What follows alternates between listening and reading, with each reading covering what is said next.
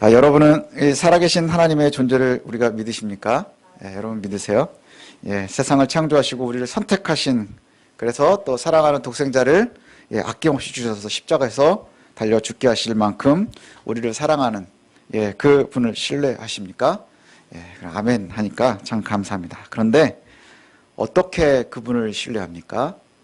어떻게 우리가 압니까? 어떻게 느낍니까? 우리가 어떻게 그분과 연결되어 있다는 것, 그분이 우리를 사랑하신다는 것을 알고 느낄 수 있나요? 여기에서 이제 우리가 고민이 생기기 시작하죠. 우리 느낄 수 있어야 되거든요. 그 다음에 교제하지 않으십니까? 교제해야 되는 거예요. 안 하면 안 되는 겁니다. 우리는 그분을 알고 느끼고 신뢰하고 교제하면서 살아가야 합니다. 근데 이런 질문을 받을 때마다 사람들은 뭔가 신기하고 오묘하고 초자연적인 체험을 생각을 해요. 딱 문득 듣는 게 여러분들도 아마 이 질문을 받으면서 그런 생각을 했을 것 같아요. 초자연적인 방법, 그리고 그런 경험이 없음에 좌절하기도 하고 힘들어하기도 합니다. 어떤 사람은 꿈을 꾸기도 하고, 어떤 사람은 또 환상을 보기도 하고, 또 여러 가지 특별한 것을 갖다가 봤다라고 간증을 하고 얘기합니다. 그러면 많은 사람들이요, 그것을 보면서 또 부러워하고 또 안타까워하고 뭐 이러기도 하죠. 그런데 제가 경험했었던 여러 상황들을 보면요, 그런 것을 막 드러내놓고 자랑하는 분들이요, 신앙이 좋은 사람들이 아닌 경우가 많더라는 거예요. 그런 경우가 많더라는 것이죠. 왜냐하면 제가 올 한 해 굉장히 오랫동안 고민하던 화두가 뭐냐? 사랑은 자랑하지 않는 거예요. 그게 올 한 해 제 머리에서 계속해서 떠나지를 않거든요. 근데 그런 생각을 해봤어요. 사랑은 자랑하지 않는다. 근데 예수님께서 직접 말씀하신 게 뭐냐? 가장 중요한 하나님의 말씀이 뭐예요? 하나님을 사랑하고 내 이웃을 내 몸과 같이 사랑하는 거예요. 사랑 빼면 예수 그리스도의 복음이 없어요. 그렇죠? 우리가 사랑이 가장 중요해요. 근데 그 사랑이 굉장히 고린도전서에 보면 많이 나오거든요. 사랑은 이렇다 이렇다 이렇다 얘기하는데요, 거기에 중심으로 뽑는 게 저는 자랑하지 않는 것 같아요. 자랑하지 않으면 교만하지도 않고요, 온유할 수 있고요, 그 모든 것이 다 포함되는 것이 자랑하지 않는 거예요. 근데 교회 안에서 분란의 가장 첫 번째가 뭔 줄 아십니까? 조금 가진 것에 대한 자랑에서 시작해요. 내가 체험을 했어, 내가 방언을 했어. 제가 예전에 미국에서 아이들을 이렇게 조금 가르친 적이 있는데, 그때 방언 받고 막 이런 애들이 있었어요. 제가 한국에 나와 있는 동안에. 근데 제가 이제 방학 때 한 달 정도를 나와 있었는데, 그 사이에 아이들이 수련회를 갔다 오고 한 7, 8명 되는데 방언을 받고 막 이런 일들이 있었는데, 그 잠깐 한 7, 8명밖에 되지 않는 그 사이에 방언을 받은 친구와 안 받은 친구들 사이에 묘한 간격이 생기는 거예요. 간격이 생겨요. 이런 일들이 왜 일어날까요? 자랑 때문인 거예요. 자랑 때문에. 내가 가졌기 때문에 조심하지 않는 그러한 것들. 제가 생각하기에 이렇게 좋은 체험을 했는데 그 체험을 갖다가 막 자랑하는 것을 보면요, 신앙이 초보에서 벗어나지를 못하는 거예요. 그래서 한국교회가요, 신앙이 초보에서 벗어나지를 못하는 경우들이 많은 것 같아요. 현실적으로 초보적인 믿음을 자랑하고, 그러면 그것을 보면서 또 나의 경험 없음에 아파하고 초라하고 작아지고 뭐 이러기도 한다는 것이죠. 왜 하나님은 나한테 꿈에 나타나지 않을까? 뭐 이런 생각들을 해요. 제가 미국에 있으면서 굉장히 2번을 아팠어요. 한 4년 있는 동안에 2번을 굉장히 많이 아팠거든요. 그 첫 번째 아팠던 것은 가자마자 얼마 안 돼서요. 가자마자 얼마 안 돼가지고 주변의 모든 것에 어색하는 시기였습니다. 그래서 뭐 말도 잘 안 통하고, 그 다음에 주변에 아는 사람들도 없고, 막 이러고 그냥 아는 사람이라고는 그 한인 교회에서 이렇게 알게 된 몇 가정, 그렇게 뭐 사랑방이라고 묶여 있는 거기에 이제 몇 가정만 이렇게 알고 있을 때인데, 그때 목이 막 붓기 시작하고 열이 나기 시작하는데요. 이러다 죽겠다 싶을 만큼 아픈 거예요. 너무너무 고통스럽고. 그런데 그 당시에 이제 이 학생들은 이제 보험이 있어야 되거든요. 근데 이제 미국 보험이요, 이런 표현을 설교 시간에 쓰면 좀 그렇지만 그지 같아요. 보험이 딱 되면, 아프면 어느 병원에서 내 보험이 되는지부터 확인해야 돼요. 그러니까 비싼 병원이든 부자들은 아무 병원이나 가도 되고요, 되게 싼 병원은 저 같은 경우에는 학교 양호실 정도 갈 수 있는 수준인 거예요. 그래가지고 그냥 어떻게 할까 그러다가 뭐 생활비도 그렇고 그래서 막 참는 거예요. 끝까지 막 참고, 목이 너무너무 부어가지고 막 열이 막 고열이 나니까 힘도 없고 그래서 누워있다가 목이 너무 아프고 막 마르면 뜨거운 물 한 잔 마시고 그리고 또 눕고 뜨거운 물 한 잔 마시고 눕고 그러다가 이제 저희 아내가 너무 안쓰러워 보이면 그 유자차인가 뭐 그거 따주면 그거 마시고 또 눕고 막 이러고 있었어요. 근데 그때는 이제 가족들이 다 굉장히 힘들어할 때니까 금요일쯤이었던 것 같아요. 그럼 사랑방 모임이 있거든요. 그 모임을 가야 되는데 제가 너무 아파가지고 이제 뭐 일어나지도 못하니까 이제 저희 아내가 안 가겠다 그러길래 제가 보냈어요. 아이들하고 해서 갔다 와라. 갔다 오는 게 좋겠다. 그리고 이제 보내놓고 저 혼자 이제 그 안에서 이제 이불 덮고 이제 막 달달달달 하다가 이제 막 열났다가 막 덮었다가 열났다 막 이러고 그냥 무거워 막 이러고 있는데 그러다가 또 목이 아파가지고 이제 뜨거운 물을 이렇게 또 한 잔 이렇게 마시는데 갑자기 입안에서 막 역한 냄새가 나는 거예요. 역한 냄새가 확 나길래 화장실에 가서 세면대에다 뱉었더니 정말 썩은 것 같은 거를 갖다 확 뱉어냈어요. 냄새도 막 그 고약한 그게 있는 거예요. 그래가지고는 그걸 먹고 그거를 갖다가 탁 뱉어내고 나서 귀신같이 정말 신기하게 열이 싹 내렸어요. 그러니까 뭐 토해내버린 것 같아요. 뭐 마치 수술 받고 나서 난 것처럼 확 났어요. 그래서 저희 아내가 오더니 깜짝 놀라는 거예요. 갈 때는 죽을 것 같았었던 사람이 잠깐 1시간 정도 이렇게 모임 갖고 왔는데 사람이 살아난 거예요. 근데 멀쩡하더니 열도 그때부터 쭉 내리더니 아무 일 없었다는 듯이. 근데 저희 아내가 그러더라고요. 그 사랑방에 모였는데 불쌍한 목사 유아 와가지고 집 밖에도 못 나가고 이러고 있는데 그래서 밥 먹으려고 모였다가 잠깐 저를 놓고 기도를 했다는 거예요. 근데 제가 토해낸 시간이랑 거의 비슷한 시간이에요. 같은 시간이에요. 그래서 저는 지금도 하나님께서 낫게 해주셨다고 생각을 하거든요. 그렇게 믿고 있어요. 성도들의 중보 기도가 저를 낫게 한 거예요. 그리고 나서는 몇 년 뒤에 또 한 번 아팠어요. 또 한 번 비슷하게 아픈 거예요. 목이 또 너무너무 아픈 거예요. 제가 이전부터 그랬거든요. 이전부터 저 한국에 있을 때도 1년에 한 번 정도 제가 목이 약해가지고 목이 열이 나고 이러면 전도사인데 부목사인데 교회 못 간 적이 있어요. 1년에 한 번 정도를. 근데 그때도 또 마찬가지였어요. 조금 지나서 목이 너무 아픈데 또 열이 나기 시작하고 막 그 증세가 똑같은 거예요. 근데 그때는 이제 뭐 토하는 것도 없고 뭐 잘 안 되는 거예요. 거의 굉장히 한 일주일 동안을 끙끙 앓다가 그 한인 의사가 있다는 소식을 들었어요. 그분이 되게 잘해준다는 거예요. 좀 어렵고 이런 사람들은. 그래서 찾아갔죠.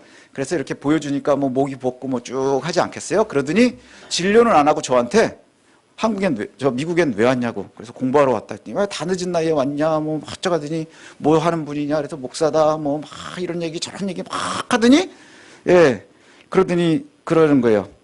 내가 진료를 본 거를 안 받을 수는 없는 상황이래요. 그래서 내가 돈은 받아야 되겠다. 근데 또 이제 그 미국은 의사 만나면 100불이거든요. 그냥 얼굴 보고 100불이에요. 저희 아이들도 이제 병원에 가면 게토레이 먹이세요 100불. 물 많이 먹이세요 100불. 이게 처방이에요. 그래서 저도 가서 만났는데 근데 저는 약을 먹어야 되는 이제 상황인 거예요. 그러니까 또 가서 약을 지면 처방전을 가져가서 약을 지는데 거기 가면 또 100불인 거예요.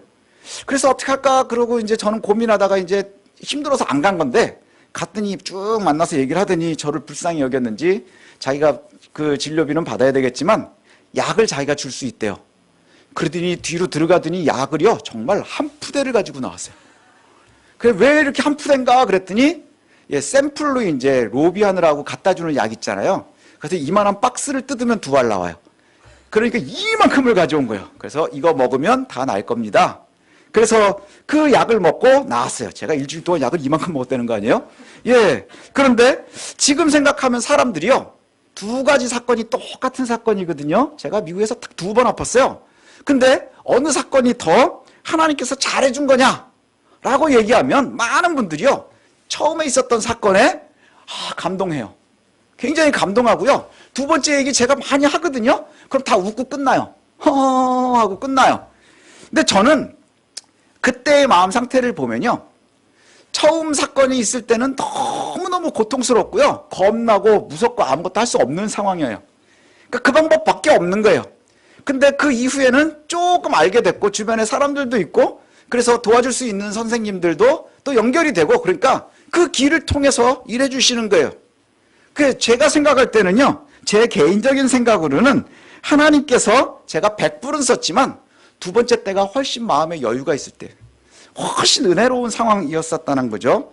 근데 사실은 이 두 가지보다 더 큰 은혜가 뭔 줄 아세요? 제가 1년에 한 번씩 늘 목이 아픈데요. 개척한 이후로는 목이 아파서 주의를 범한 적이 없어요. 그게 은혜인 거예요. 그럼 우리는 뭐라고 생각을 할까요? 왜 15년 전, 20년 전에 일하신 하나님이 지금은 일 안 하시냐 이렇게 얘기할 거예요? 그렇지 않다는 거예요. 그렇지 않다는 거예요. 오늘 본문에 이런 얘기들 하거든요. 사람들이, 선지자들이, 또 제사장들이, 사람들이 예레미야에게 이렇게 말해요. 여호와께서 뭐라고 엄중히 말씀하시더냐라고 묻는다는 거예요. 이 엄중하게 말씀한다는 표현이 뭐냐 하면 신탁한다는 얘기예요. 하나님께서 너에게 뭐라고 말씀하시느냐? 영어 성경으로는 아마 제가 알기로는 오라클로 이렇게 표현이 되어 있는 것 같아요. 예, 너라고 말씀하시느냐? 이렇게 되어 있거든요. 그런데 이 말을 갖다가 하는데 여호와께서 뭐라고 말씀하시느냐라고 얘기하는데 이 말에 질문에 조롱이 섞여 있는 거예요. 조롱이 섞여 있어요. 야, 하나님 너한테 뭐라 그러디? 이 얘기예요. 너 목사라며? 하나님이 너한테 말하니? 뭐라고 얘기하니? 꿈에는 나타나니? 예, 환상은 보니? 뭐 이런 이야기라는 것이죠. 예레미야에게 묻는 이 선지자들, 예레미야를 우리가 쭉 읽다 보면 제사장과 선지자들이 다 가짜란 말이죠. 근데 거기에서 질문의 태도가 조롱이 섞여 있어요. 그런데 왜 그렇게 말할 수밖에 없느냐? 그들 자신도 여호와의 이름으로 예언하지 않거든요. 가짜들이라 그랬어요. 그들이 예언을 여호와의 이름으로 하지 않아요. 여호와를 신뢰하지 않아요. 여호와를 신뢰하지도 않고 믿지도 않고 인정을 하지 않으니까 가짜를 막 늘어놓을 수 있는 거예요.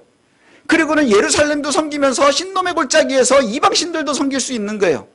그런 이들이 뭐라고 얘기해요? 참 여호와를 따르기 위해서 고민하고 있는 예레미야에게 조롱하듯이 묻는 게 이거예요. 여호와께서 너에게 뭐라고 말씀하시더냐? 여호와야, 너까지 거한테 하나님 뭐라고 말씀하시든 너는 부자도 아니고 인기도 없고 권력도 없고 뭐라고 말씀하시든 나 정도는 돼야지 네가 뭐라고 얘기할 거리가 되지 않겠느냐. 내가 대제사장이야.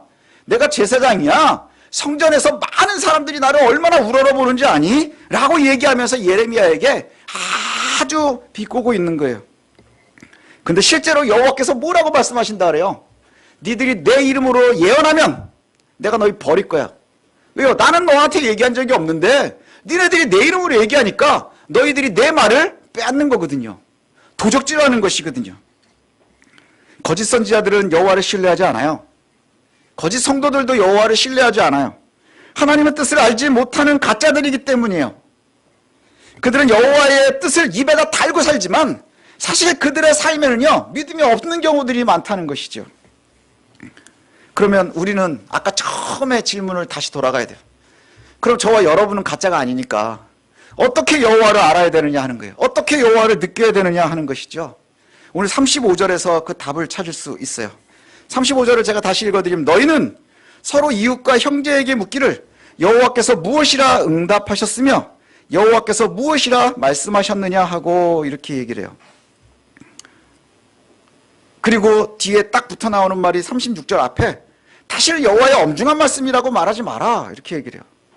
자꾸 여호와의 신탁을 이야기하거나 그 다음에 여호와의 이름으로 뭔가 네가 되게 잘한 척을 하려고 하지 말고 너희가 해야 되는 건 뭐냐? 너희의 이웃과 형제에게 서로 물으면서 여호와의 응답이 무엇이었느냐라고 물으래요.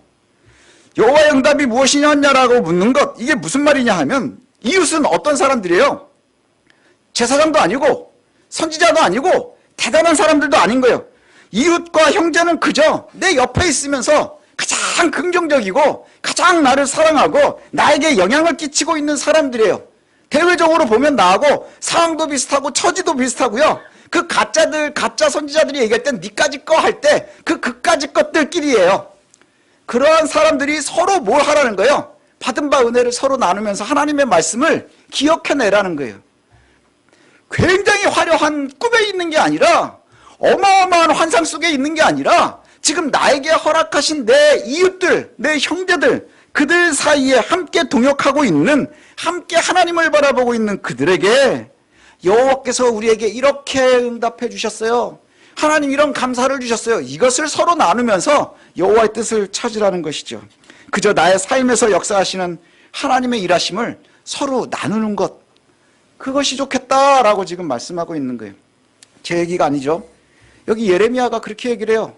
예레미야에 하나님께서 직접 말씀하시는 거예요. 신탁되었다. 하나님이 나에게 직접 뭐라고 말씀하셨어. 그것을 따라가지 말고 네 옆에서 너와 함께 신앙하고 너를 아끼고 있고 너와 함께 염려하고 있고 너와 함께 고민하고 있는 그들과 함께 하나님이 나에게 어떻게 일하시는지 서로 나누라는 거예요. 이것이 하나님께서 우리에게 말씀하시는 길이라는 것이죠. 주변에는 여호와께서 자신에게 특별한 방법으로 말씀한다고 주장하는 사람들이 참 많습니다. 특별히 이 말씀을 준비하면서 제가 힘들었었던 것이 그거예요. 목회자나 혹은 신앙의 연륜이 깊다 하는 사람들이요, 자꾸 자신을 드러내고 싶어 해요. 뭔가 나는 특별해요. 당신들하고 나하고는 좀 다릅니다 라는 것을 드러내고 싶어 한다는 거예요. 그러나 어르신들이 볼 때 초등학교 1학년과 유치원 졸업반하고 뭐가 다르겠어요? 빵학년과 1학년이 뭐가 다르겠어요? 그런데 가만히 보면요, 1학년이 빵학년을 그렇게 무시합니다. 한 달 차이에. 1학년이 빵학년을요, 자신은 다 가졌고 걔네는 아무것도 없는 듯이 얘기를 해요. 마치 디지털의 1과 0인 것처럼 대우를 한다는 거예요. 그러나 여호와의 입장에서, 여러분 부모의 입장에서 한번 바라보세요. 다를 바 없어요. 그 은혜가 다르지 않아요. 주의 은혜와 역사하심은 특별히 권력자나 신분을 가진 이들에게 독점적으로 주신 적이 없다 하는 것이지요. 다윗이 왕이었기 때문에 하나님이 함께 하신 게 아니에요. 저와 여러분들이 정말 하나님의 공동체를 만들고 서로서로 하나님을 신뢰하고 주의 뜻을 따르기 위해서 노력하고 기도하면서 간구할 때 주님께서 우리의 삶 속에서 역사하십니다. 그리고 그 속에서 우리가 하나님을 느낄 수 있습니다. 그리고 하나님의 일하심을 우리가 알 수 있고요, 인지도 할 수 있습니다. 하나님께서 원하시는 공의와 정의와는 너무 멀리 있으면서 그러면서도 철저히 여호와의 이름으로 예언도 하고 또 신탁도 하고 또 여러 가지 이적도 베푸는 것, 그것은 거짓일 가능성이 더 많습니다. 우리가 지난주에도 봤지요. 그들의 삶을 보라 그래요. 하나님께서 그들의 삶을 봐라. 그저 하나님의 살아계심과 역사하심을 신뢰하고 묵묵히 나 자신의 삶을 살아가는 것이 승리하는 길임을 우리가 놓치지 마시기를 바랍니다. 하나님 지금도 일하세요. 그래서 이 길이 아니면 우리에게 일하세요. 예, 토해내서 그냥 고치시기도 하세요. 하지만 조금 살만한 사람한테는 의사를 붙여주세요. 그렇지만 정말 은혜는요, 안 아프고 10년 이상 가는 거예요. 그게 은혜인 것을 우리가 놓치지 않았으면 좋겠습니다.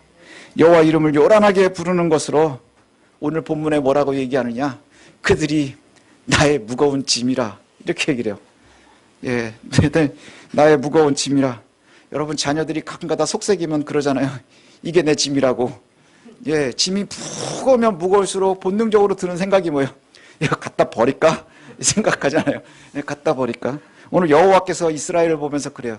여호와의 이름으로 신탁하는 그 제사장들과 선지자들과 백성들을 보면서 여호와께서 이들이 나의 무거운 짐이라, 이건 내가 버릴 거다, 이렇게 말씀하신단 말이죠. 참으로 여호와의 뜻을 생각하고 흔들리지 않는 믿음이라는 것, 그것은 겸손하게 여호와의 말씀을 신뢰하고 묵묵히 따라가며 또 나와 비슷하지만 참으로 하나님을 신뢰하는 이들과 함께 교제하고 나누면서 우리의 신앙을 지켜나가는 거예요. 이것을 오늘 본문이 말씀합니다. 여러분, 우리가요, 특별한 것을 요구하고 특별한 것만을 기대하다가 여호와의 짐이 되는 어리석음이 없기를 소원합니다. 늘 주께서 주시는 복이 우리들 가운데 있음을 놓치지 않고 설 수 있는 저와 여러분들 되시기를 소원합니다.